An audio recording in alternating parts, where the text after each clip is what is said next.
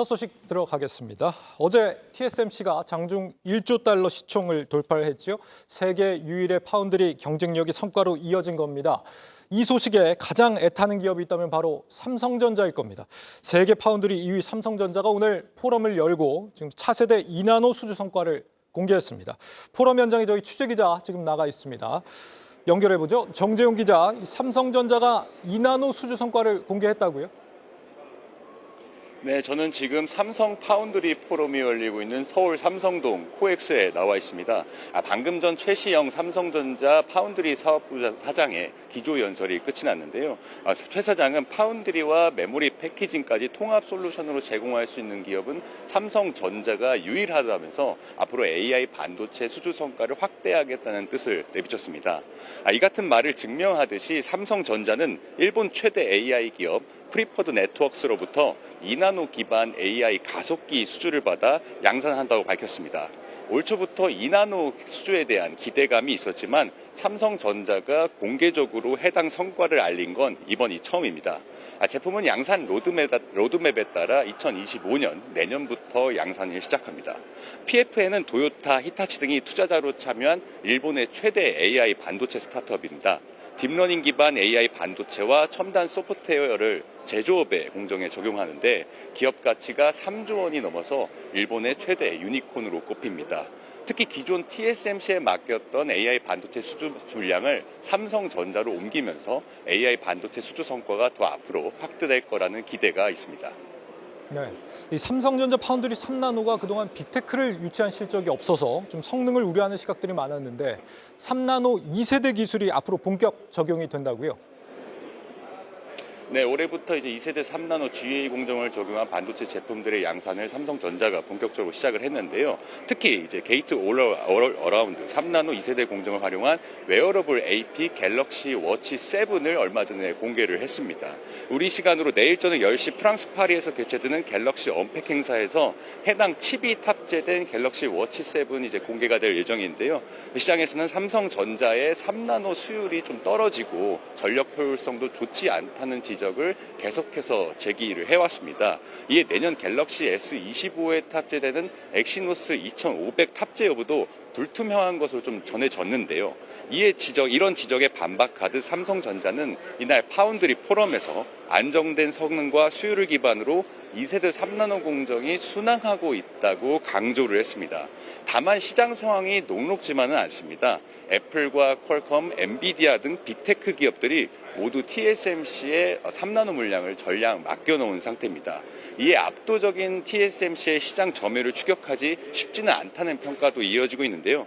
삼성전자는 AI 메모리와 파운드리 그리고 패키징 솔루션을 제공하는 AI 턴키 솔루션으로 차별화를 하겠다는 계획입니다. 지금까지 서울 삼성동에서 한국경제TV 정재용입니다. 네, 산업부 정재용 기자였습니다. 대표님, 이 네. 삼성전자가 2나노 첫 수주에 성공을 했고 그것도 지금 심지어 일본에서 장래가 좀 촉망받는 AI 기업이다. 네. 어떻게 좀 평가를 하세요? 일단은 2나노 칩의 첫 수주에 대한 부분에 시장 진입에 아주 큰 의미를 두는 게 맞습니다. 네. 뭔가 처음 했다라는 것은 굉장히 큰 그런 상황이고요. 사실 2세대 3나노 공정을 작년에 삼성전자에서 2나노 공정이라고 이렇게 발표한 적도 있었어요. 네. 그렇지만 지금은 이제 2나노에 대한 첫 수주를 얘기하는 거기 때문에 TSMC에 앞선다라고 볼 수도 있는 거거든요. 이 부분이 제일 중요한 것은 2나노 기술 같은 경우에는 이전 세대보다 훨씬 더 그 성능이 좋습니다. 25%의 효율성을 갖고 있고요. 반도체의 다이 크기 이거를 줄이면 더 작게 만들 수 있는 상황이거든요. 이 크기도 감소한 그런 상황이고 네. 그 효율성에 대한 부분 굉장히 강력하다라고 얘기를 하고 있기 때문에 결국은 삼성전자의 2나노 첫 수주는 이 파운드리에 대한 게임 체인저 이렇게 나올 수도 있어요. 사실 이 효율성 부분이 인정이 되고 기술력에 대한 부분만 입증만 된다면 그동안 TSMC에 몰려 있었던 60%의 파운드리거든요. 네. 근데 이 부분이 삼성전자는 지금 13% 정도 갖고 있는 그 상황인데 20% 이상만 올라온다라고 하더라도 지금의 주가하고는 전혀 다른 입장이 나올 수도 있어요. 예. 굉장히 큰 분야에 대한 여건을 수리했다. 저는 그렇게 생각해 봅니다. 자, 2나노는 그렇고 혹시 그 차량용 반도체 쪽에 3나노 수주를 한다. 이런 거는 어떻게 개념을 보시는지 궁금한데 네. 현대차에서 네, 지금 맞습니다. TSMC랑 삼성전자 3나노 차량용 반도체를 저울질하고 있다. 뭐 이런 얘기가 있던데요. 네네. 일단은 나노 공정이 유리하다라는 것은 그만큼 고가 차량으로 들어간다라고 보셔야 되는 그런 상황이 있고요. 차량용 반도체 같은 경우에 MCU 칩이거든요. 차량용 MCU 칩인데 만드는 공정이나 이런 것들이 그렇게 어렵지 않은 것으로 제가 알고 있어요. 다만 이제 나노 기술로 들어가는 그런 상황은 특화되어 있는 부분이겠죠.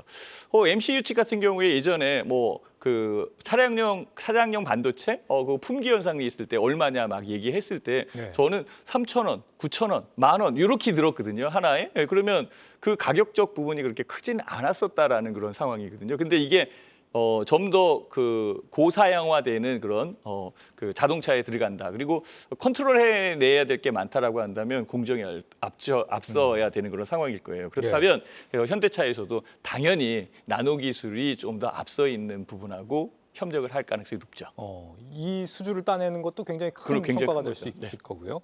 자, 지금 뭐 TSMC도 당장 다음 주에 2나노 첫 시제품 들어간다. 이제 이런 얘기가 나오고 있기 때문에 어깨에 굉장히 지금 힘을 주고 있는 TSMC를 삼성전자가 과연 이겨낼 수 있을 것이냐. 주가에 미치는 영향이 지금 앞으로가 궁금해지는데요. 최근 삼성전자의 주가 회복이라고 한다면 당연히 이제 거의 대부분이 레거시 메모리 회복 맞습니다. 이쪽에 좀 무게가 있지 않겠습니까? 파운드리 쪽의 성장 없이 달성할 수 있는 주가 수준은 아무래도 좀 한계가 있지 않을까요? 사실 한계보다는 그 가격도 아직 안 왔다라고 보는 게 맞습니다. 네. 파운드리까지 연결이 돼서 들어온다라고 한다면 지금 현재 가격보다는 높일 거예요. 애널리스트 입장에서도 지금 반도체에 대한 수주 그리고 반도체에 대한 수익 부분 이걸 계산을 했을 때 지금 나오는 게 11만 원 전후로 나오고 있거든요. 이 네. 목표가에 대한 부분이 그렇다면은 파운드리에 대한 그 마켓 시어가 늘어난다라고 한다면 이 부분 더 높일 수 있는 그런 여건이 될 거예요. 다만 지금은 삼성전자의 가격이 올라왔다라고 판단하는 개인 투자자들이 많이 있는 그런 상황이고 실제 가격을 보면 올라온 건 맞습니다. 그렇지만 기업에 대한 저평가 수준을 우리는 측정해 봐야 되는 거고 아직 삼성전자는 저평가되어 있다라고 애널리스트는 판단하고 있어요. 그렇다면 지금 가격은 더 올라와야 되는 거고 네. 반도체 파운드리를 제외한 부분에서는 저는 11만 원, 11만 원. 네, 11만 원. 그리고 반도체 파운드리가 포함된 부분에서는 11만 원 이상으로 움직일 가능성이 높다라고 저는 판단하고 있습니다. 파운드리 성과도 눈여겨볼 필요가 있겠습니다. 계속해서 다양한 경제 이슈를 알고 싶다면 구독과 좋아요, 알림 설정 부탁드립니다. AI 캐스터 권미정이었습니다.